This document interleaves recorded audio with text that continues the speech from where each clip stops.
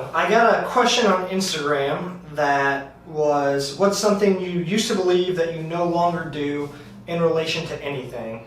And I really like that question, so I decided to make an entire YouTube video on it because that's kind of one of the things I value.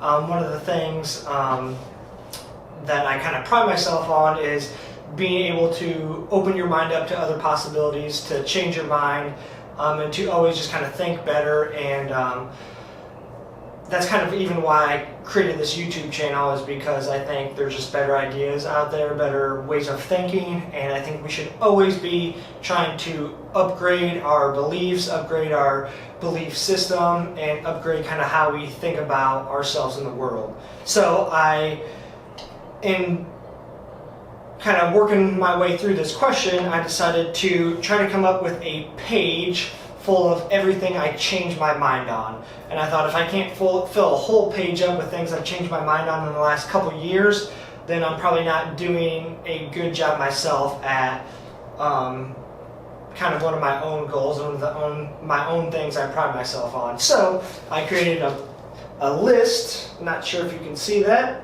of a bunch of things that I changed my mind on. Some of them aren't necessarily things I changed my mind on, but just maybe things I learned, or different kind of ways I started thinking about things. So I'm just going to run through these, and we're going to go from there. I also got my coffee. We got Hustle Juice right there. That's what I call my mud coffee.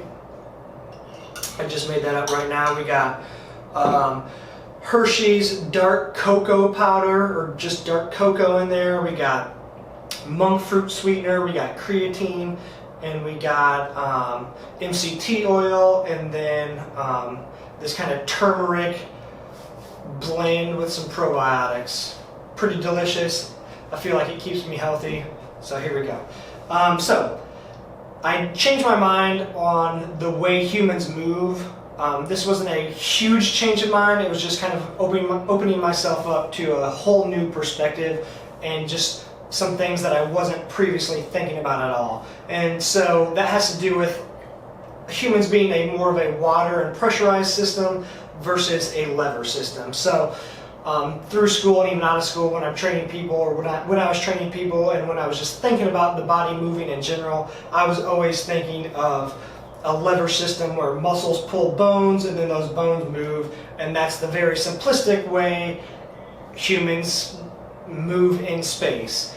However, opening my mind up to a new perspective, and this kind of mostly changed at the intensive that I went to a couple weeks ago, it makes sense that humans move differently. We're mostly full of water, we're also full of air, and that's kind of the strategy we use to move. So basically we move by moving fluids around versus muscles pulling on bones. And if you think about it, if we actually did move as a lever system, it would be a terrible structurally way to move. Basically the structure through water, because water can't really be compressed, that is a much more stable structure to move than muscles and bones in a lever system. So, and our bones don't actually touch.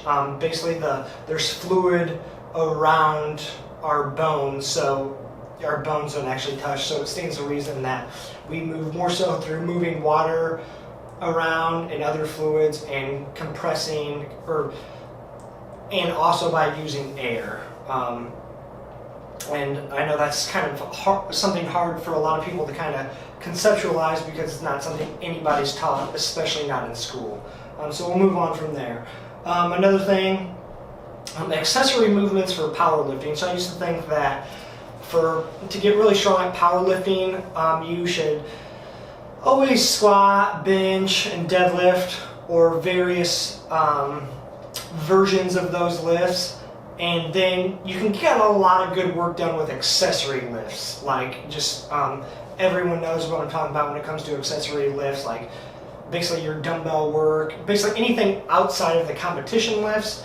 I always thought that was kind of a way to keep people healthy, and that only bench press, back squatting, and deadlifting all the time it's a little bit too specific in that people need a lot of accessory work, and that's actually going to get a lot of carryover to their main lifts. Now, I only really think that's true for more beginner type powerlifters, so I kind of changed my mind along the lines that I think if you're past the beginner stage, like as soon as you hit intermediate, like you just need a lot more specificity on the back squat, bench press, and deadlift. And if those lifts and learning how to program the volume appropriately for those lifts, that's going to get you a lot more progress than just spending a little bit of time on them and then doing a lot of accessory work. So I think accessory work is actually overrated. And if you have a good coach to program back squat, bench press, and deadlift, and just slight variations of those appropriately when it comes to overall volume and load, you're going to make more progress that way. I also changed my mind on how to start coaching weightlifting, or when you get somebody new in, what you want to develop first. I always kind of worked with a top-down approach where you're working up at the hip to start, and then you're gradually working down to above the knee, below the knee. And so when I got new Olympic weightlifters, I would start them always up here at the hip and get them good at that, and then just gradually going down to the floor. And mostly within the past year, I've kind of changed my mind. I think working from the bottom up, from the ground up, is a better way, because really the ground to the knee is the hardest thing people have trouble with, especially beginners. And I think if you can get good solid position and technique work from that position, from the floor to the knee right away, that's going to kind of jumpstart them compared to where they would be if they were working top down. So I think bottom up is the way to go. Reasoning by emotion versus facts. So now I really don't think you can change somebody's mind about anything unless there's some sort of underlying emotion tied to it. So when I kind of got more into this, reading a lot of Sam Harris, listening to a lot of Sam Harris, it's kind of, I always kind of thought like, oh, you just need to know, people just need to know more facts, you need to have access to more info, and they're going to change their mind. However, I don't think that's how humans really operate, and I think people are only really going to change their mind if it's tied to some sort of emotional connection they have to it, or there's some sort of, you trigger some sort of emotion that kind of affects that belief that they may or may not change. And going back to Olympic lifting, I believe now that I didn't used to believe that most of your volume should become, like once you get to the intermediate stage, most of your volume should be the full lifts, the snatch and the clean and jerk, or slight variations of that. Kind of going back to how I kind of changed my mind on powerlifting. I used to think like squatting had a big transfer and big carryover to the main lifts, and that if you get stronger on that, you're going to get stronger on the snatch and clean and jerk as well. So I kind of always used to prioritize strength and the volume of movements in somebody's programs to be tailored towards strength movements and not as tailored towards the specific movements of weightlifting, being snatch and clean and jerk.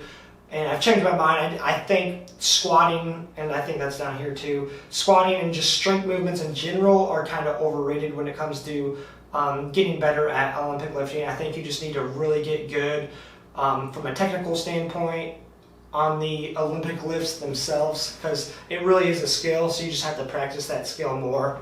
Now I think that could change if somebody's just severely weak, but if they're that weak, they're going to get stronger just practicing the Olympic lifts or various versions. Tempos for training. So this isn't necessarily something I changed my mind on, but something I've just integrated into my coaching and programming.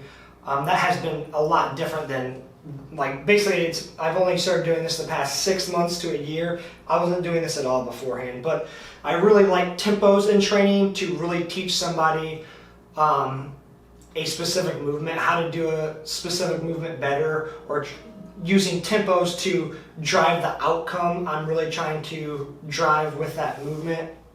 And I think it's also a way where you don't need a whole lot of weight, and somebody can get a lot of good solid training and build some muscle, build some joint and tissue resiliency and help them learn a movement a lot quicker if you integrate some tempos. And if you train with me or get coached by me, like, we'll blow you up with some tempos. Free will. So again, this is something that wasn't a huge drastic change of mind. It was just learning and opening myself up to a whole new perspective. And so I listened to a Sam Harris podcast probably 3 years ago now. It was kind of a little bit of a debate with him and Dan Dennett about free will, about how free will is an illusion. And when I first heard it, I'm like, what? Like, that makes no sense. Of course, I have free, I can choose, I'm choosing exactly what I want to do in each moment, and that's a conscious, free decision by me. And that's how we feel day to day, moment to moment. But when you kind of zoom out a little bit more, or kind of get more into the underlying physics and neurobiology of it, it actually makes no sense at all that we are controlling anything. And really, people still really don't know what consciousness is or where it comes from. And that whatever we are, this awareness or this kind of thought we have of ourselves, that would be consciousness. And if you look at the physics and neurobiology of it, it makes no sense that that would be controlling anything. So really, the world is just kind of deterministic with maybe a little bit of randomness, but that still doesn't get you free, free will that most people think they have. Here it is. Squatting for weightlifting. I kind of went over that. I think squatting for weightlifting's pretty overrated, and I think really, unless someone's really someone's a pretty good weightlifter, but they're cleaning just a few kilos under their front squat, that might be a time where somebody needs a lot more squatting in their program. But I think most people, most of the time, don't need a whole lot of squatting in their Olympic lifting program. I think it's good to kind of maintain some strength, but I don't think getting a big squat directly transfers to getting a better snatch and clean and jerk. I already kind of went over this. More powerlifting for powerlifting and less accessories. I think more specificity on the power lifts is better than more accessories. This is something kind of different. Journaling, goal setting, and habit tracking. So I used to kind of not be, I wasn't a big goal setter. I just kind of think actually writing stuff down, journaling, goal setting, or even kind of tracking any of your activities was kind of stupid, or oh, that's lame, I'm not going to do that. I got everything here in my head. I don't need to organize anything. I definitely drastically changed my mind on that, just because that's the first thing I do every day when I wake up is I journal. I got my little kind of daily habit tracker, and just kind of simple things that I want to get done, even some gratitude stuff in here. Those things, and then goal setting, but I don't focus too much on that. I focus more on kind of the systems and everyday things I'm doing that's going to kind of lead me in the direction I want. But I still have written down somewhere where my goals for the next year, 5 years, even big goals out in the future. Probably actually need to take a look at those again. But I used to think that was kind of all lame and stupid, and now I'm actually really disciplined about journaling and habit tracking. I used to want to open a gym. Now I really don't have any desire to do that much at all, just because I'm in the stage of life right now where I want more freedom to do the things that I want to do when I want to do them, and I just want to make enough money to continue to do them. And I think if I had a gym, it would take me, if I started owning a gym or wanted to open a gym, it would take me away from those things, and I'd be spending a lot of time doing things I didn't really want to do.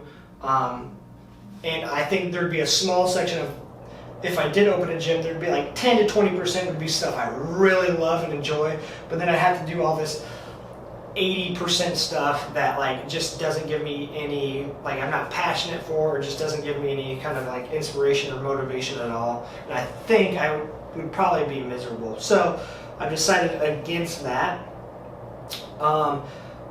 Utilizing the split squat. I used to utilize lunges a lot more than I do split squats, but I think split squats, having 2 points of contact in the ground with both feet, helps people learn kind of position of the pelvis and rib cage a little bit more, and I think you can drive better positioning that way. It all depends on what outcome you're trying to achieve. And I used to think, like, split squats specifically, I'm like big on keeping the front foot elevated. Now, I used to do front foot elevated lunges, just my thought was, it's going to help them get more depth at the bottom, and help them go a little bit lower. But really what the front foot elevation does is, if I elevate, so if I can kind of use this being my shin, this being my foot, and this would be if my foot's not elevated. See my shin angle, and then if I elevate my foot, just bring my hand higher, that's going to tilt my shin back a little bit more. So basically, when you're elevating the foot, you're actually creating more kind of a planar flex position, and basically what that's going to do is get you in a position where the angle of your ankle is going to help you keep your pelvis in a good position. So I'll use front foot elevated split squats for people that can't even get all the way down, because that's going to put them in what you could call an early propulsive phase on the front leg, and that's going to help get their pelvis in a position that they might typically not otherwise be able to get to, and I think that's really crucial. This is something I kind of big change my mind on now, is when you're training athletes, like field athletes, baseball, football, what have you, I think the back squatting and bench pressing is so overrated.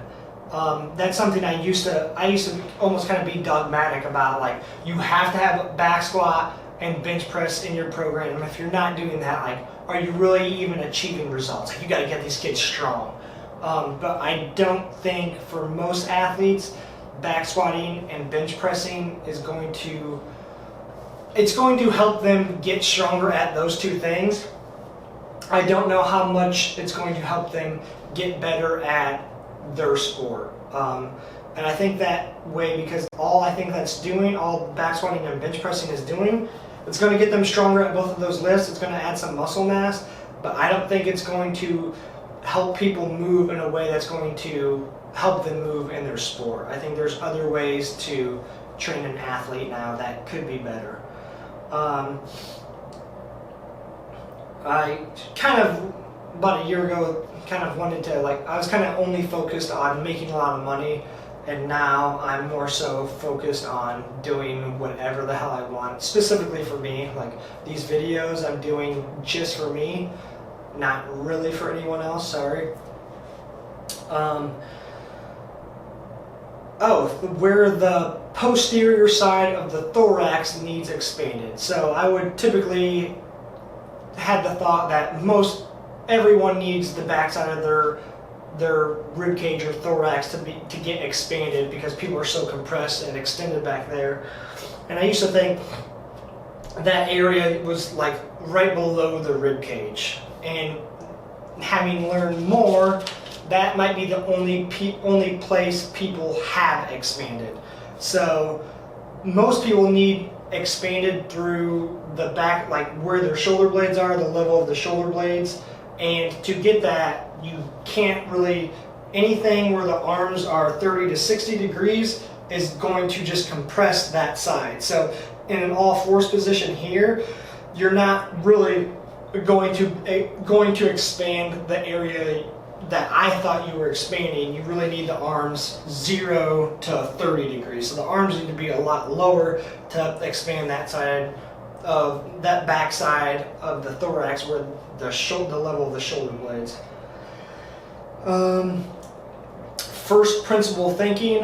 This is kind of something I guess I pride myself on. Obviously, I think we all can do a better job, but learning in a way that comes from first principles. So what are some of the fundamental principles of the universe? And if you really understand those and can conceptualize those, that's going to lead you to better outcomes than like just hearing what somebody else says and then trying to apply that thinking there. So you're like if you're starting at first principles, you're starting way down here and you have this great foundation of tools to work with, as if somebody, oh, I read this blog, I'm starting here. Or it's like if you're in college and you learn, this is how the body moves, this is the anatomy, these are where the muscles are at, this is where they attach to, these are the muscles that move this bone in this place. But if you have a better understanding of what humans are made of, some general, I can go back here, and like the actual motions of the universe, there's 6 of them, I think. That should tell you a lot more about how the body moves as opposed to what they told you in school, just because that's school and that's what they tell you. So learning from kind of more fundamental principles than just learning from like the blog you read or just because somebody told you something. So I think I changed my mind on like, and it's not really a change of mind, it's just that I think that's a lot more important now. Creativity in your work. I used to think creativity was something that was only for like writers and artists, people who draw, people who paint. And creativity, I always thought was something kind of like, ooh, cool, man, you're creative.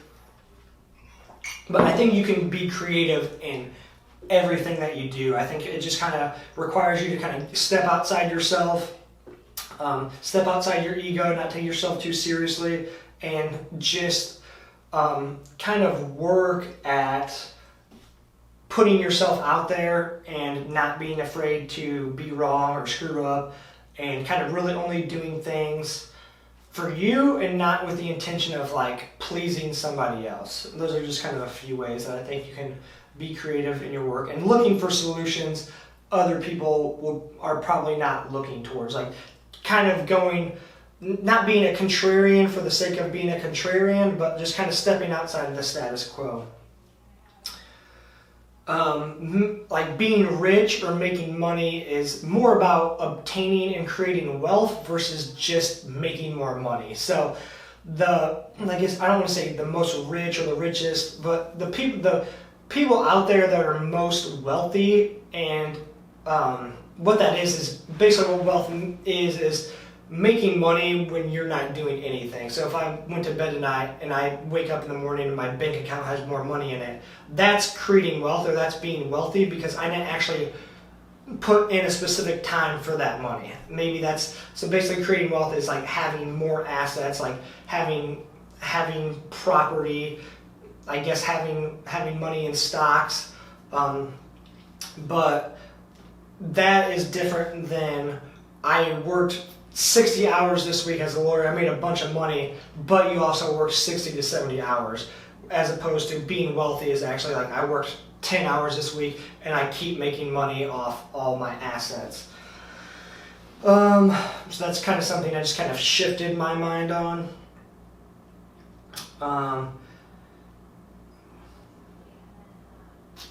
Speed and agility drills, or I should just kind of briefly talk about speed and agility and how my mind has kind of changed on that. I think speed and agility is something that you don't really coach. You just know kind of the principles of what's going on and what's going to make somebody faster, and you set them up with exercises in an environment that's going to help them achieve those results, those outcomes, and help them be successful. So you can, like, the common thought is like, even when I was in high school, people were like, as a receiver and you cut off the line or break off the line, don't false step. Like, you don't want to move your back foot and then push off. However, that's a strategy that humans use to actually get off the line faster. So coaches were actually making people slower because they were telling people not to false step, and therefore people were slower off the line. Whereas if you just let humans try to be as fast as they can in an open environment, they're going to kind of naturally do what's fastest to them. So that false step where somebody brings their foot back to kind of elicit more of a stretch reflex and push off that back leg harder, that's actually going to make them faster. So if you're always constantly coaching people in speed and agility, you might be making them slower. So I think you just have to know the right exercises and tools to use in an open kind of reactive environment where they kind of have to think and react themselves, and that's going to be a little bit more specific to something they would something they would experience in their sport, and that's probably going to have more carryover and actually help make them faster. Like somebody could have a super fast 40-yard dash, but the constraints are are just run straight forward 40 yards as fast as you can. And you could break down the 40-yard dash really great and get someone put more speed on somebody's 40-yard dash, but I don't think that has much carryover at all into football, because football, when you're playing the game, it's a much more chaotic and reactive environment. Like you could be really fast, straightforward for 40 yards, but like how do you react to the ball? How do you react to the defender? How do you cut in open space like that when there's 21 other people on the field? So I think as far as speed and agility, things I've kind of changed my mind on is you have to kind of set an environment up for success for the athlete. That's kind of a more reactive environment, and I think that's going to transfer a little bit more to getting them quicker and faster in their sport. My political views have changed. I've never been that into politics, but I definitely used to be more conservative. I think what changed my mind really was my thoughts on free will. And if most people people can't help themselves.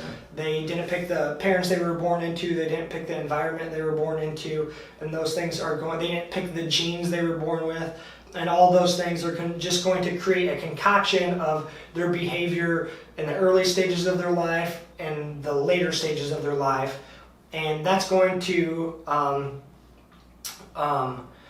elicit their experience through life. And I just don't think people can help themselves that much if that's the environment they were born into that they just didn't pick. I kind of went away from people just need to work harder. If you lack money or if you're in a shitty situation, that's your fault. I don't think that's true at all. So my views have definitely changed to be a lot more liberal, specifically because of the whole free will idea, or lack thereof, I should say. I also changed my mind on religion. I never was that religious, kind of grew up going to church just kind of because I had to. But obviously the more you experience in the world, the more you read, the more search for truth that you get into, the more, to me, it just makes no sense. And I think most people have such a not a small belief in God, but like a wishful thinking sort of belief, where I don't think people think about it that much. It's just kind of something they think they're supposed to do, or said something they grew up doing so they continue to do, but it doesn't make any sense to me, and I don't really have time to kind of believe anything with a whole lot of lack of evidence, and it would be pretty easy to convince me. It's just at the same time, the physics just don't match up. So not to be mean, I just don't waste my time. What fitness is. So I think I had this idea in my head that fitness was just something that you can kind of tell if somebody's fit. They are lean, they have some muscle, they can put out a lot of work, so their work capacity is high. I guess low resting heart rate, but I think I have a more kind of conceptualized view of fitness, if you can say, where I think fitness is really your just ability to manage stress and stressors. So basically, if you experience stress, which we all do every single day of our lives, you elicit a stress response. And so basically your heart rate elevates, your blood, or your heart pumps out more blood, you're in more of a fight or flight state, which is not a bad thing at all. You want to be able to elicit that stress response, but your ability to come down from that, turn that off, and get more into what they call rest and digest, where your heart rate lowers, the heart doesn't pump as much blood, and the resources are kind of moving away from your muscles back into your internal organs. I think fitness is really your ability to elicit that stress response and recover back from it quickly. So if you are chronically stressed, I would say you're not a fit person because you can't manage stress adequately. Like you might turn the stress response on and it just stays that way long after the actual stressor has occurred. So you have like this homeostatic balance, but then you have allostasis. So what that means is your inability to continue to turn off the stress response after it has been turned on, that leads to kind of this allostatic state where you can kind of start suffering long-term consequences. So homeostasis is just kind of bringing your body back to equilibrium. Allostasis, if I'm pretty sure I'm saying this right, is your equilibrium or your homeostasis kind of changes. So if you're chronically stressed, your normal state might be like, so if you start with like 50 beats per minute of a heart rate, that would be like your, I guess, homeostasis. But if you're chronically stressed, your resting heart rate might be now 70 beats per minute because you just struggled to turn off the stress response. So that would be kind of like your allostasis would be that new normal. And I think that's really a better idea of fitness and kind of brings in everything that somebody's experiencing, not just something in the gym.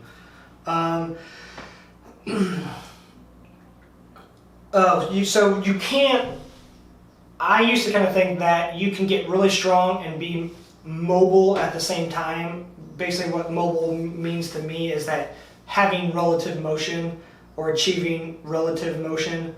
And I simply don't think you can get really strong and have really good mobility at the same time, because the strategy your body uses to get really strong is taking away from a strategy where you can move really well. So to get really strong, you use this high compressive strategy that's going to steal range of motion, because the last thing you want to do under the bar is move, and because of that you're going to lose that in the long term. So I think if you want to move well and get strong, you're not going to get that strong. You're going to have to play it in the middle.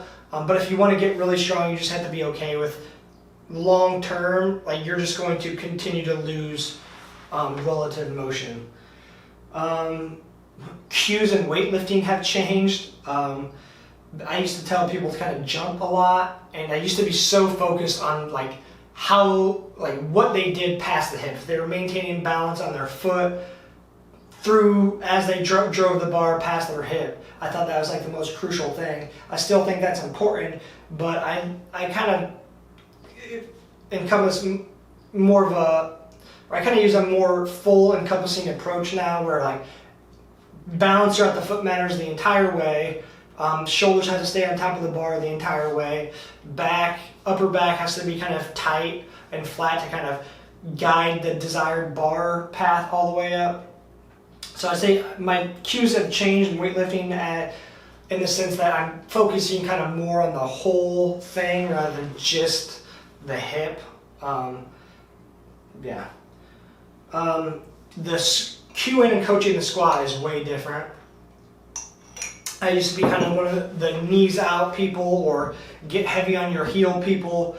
And I think if you're powerlifting and trying to squat a lot of weight, you have to take a knees out strategy and like a hips back strategy, because you're going to always be stronger hinging than you are like actually squatting. Just try to squat your max weight, not letting your hips go back at all, and just dropping your butt straight down. You have to hinge to lift a lot of weight. So the cueing and coaching the squat has been different, as if I get people that aren't trying, their goal isn't to get super strong, and they're just trying to get quote unquote more fit, trying to lose some weight, trying to increase their lean muscle mass, drop some body fat. For all the So I was talking about the squat and how I've changed my cueing and coaching of that. And so when I'm training people that don't, their goal isn't to get super strong. Their goal is to just lose some weight, lose some body fat, add some lean muscle, just generally be healthier. I typically almost always have people get their heels elevated now, so I'm almost, for those type of clientele, or pretty much anyone not a strength athlete, everything's mostly front loaded, so goblet squat, kettlebell squat, Zercher squat, and then elevating the heels, and then all I want them to do is try to sit straight down. Like, I don't want the hips to go back at all. I want them to try to maintain their tailbone and pelvis kind of underneath them and squat their hips, trying to get them straight down to their heels. And if anything, I'm telling people to not push their knees out and letting their knees just go directly forward. And what this is actually a squat. This isn't a hinge, so it's actually it's getting people to, you actually might start to achieve more relative motion in the hips with this, because you're getting the pelvis in a way where you can actually expand the posterior side of the pelvis, posterior side of the rib cage and lower back, and that's going to increase more motion through the hips, and honestly shoulders as well. So that's kind of how I changed looking at the squat, coaching the squat, prescribing the squat. So everything's heels elevated now, knees straight forward, hips straight down. Whereas I used to always coach kind of like hips back, knees out, weight on the heels. And right now, knees forward. I want knees forward as much as I can. And I've also, again, used tempos quite a bit on teaching somebody the squat. I think it helps a lot. Kind of changed the idea of what money is good for. This kind of banks off the earlier, but I kind of used to be of the attitude like, oh, I don't need money. I just want to do what I want to do, which that is kind of true, but money can actually be very helpful in a way that it gives you more freedom. If you know how to use it wisely, money essentially buys you time. You don't have to if you have money, you don't have to spend time doing things you don't want to do. So money actually can create more freedom for you and more time to do the things you want to do. So kind of going off what I talked about, how I can change, what if I'm training like field sport athletes, I'm not going to use a back squat or bench press anymore. So this kind of builds off of that, whereas I don't think increasing somebody's strength means you're going to increase their performance. And for a field sport athlete, I think it's really hard to kind of measure performance. You really can't. You just kind of have to have a coherent model in your head. But increasing strength, all that strength to me right now is just a weight room measurement. So if you're telling me somebody's getting strong, all that tells me is like their numbers are going up in the gym. And I don't think that relates to performance or that directly increases performance, because like, what does that mean exactly? So I think a better predictor or measure of performance is not strength, but like how do people utilize force. So force is actually a measure, like how, if somebody can, it's like you don't have to squat 500 pounds to be able to put a lot of force into the ground, or put a lot of force into the ground at a high rate. And I think positions matter, and being able to achieve certain motions and position matter a whole lot more in relation to performance, and how you utilize force in and out of these positions is going to better increase performance than just getting stronger on a back squat. So I used to think like, oh, people's back squats are getting a lot stronger, therefore they're probably going to be better on the field. I don't think you can make that jump anymore. So you could, and I think getting stronger on a back squat is just getting them stronger on a back squat. I don't think that is necessarily going to teach them how to get in and out of a cut, and how to get in and out of a cut quick and fast and hard with a lot of force. So I think a better way to coach somebody to increase their performance would be to teach them to do just that, because that relates more to their sport, or to in most field sports, as opposed to like getting stronger in a back squat doesn't necessarily teach them how to do that. And then the last one is like, how important is strength? I think it's only really important for people that compete in strength sports. Other than that, It's good. I guess it's good for your ego as well. Being able to lift a lot of weight in the gym makes you feel good, which, hey, maybe people want to shoot for that. More power to you. But strength is only really important for strength. It's only really important to increase your gym numbers. I don't think it's a whole lot more important outside of that. I think when we're talking about performance or just general health and fitness, we have to have a broader scope and model in our heads of what actually is all relating to that. And most times strength should not be or is the most important variable that you need to change. So that's my list. Hope you guys enjoyed. Hope you guys were able to make it through the whole thing, and I'll see you next time.